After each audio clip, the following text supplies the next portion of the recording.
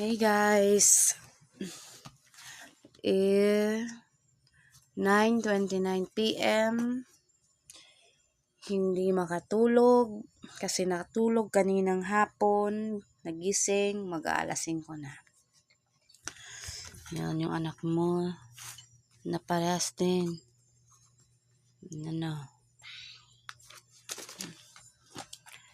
Ano oras na? Katapos palang gumawa ng assignment.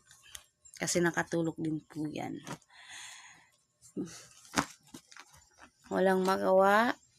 Taga-antay na tawag nun. Abutin ng antok. Kaya video lang. Wala, English.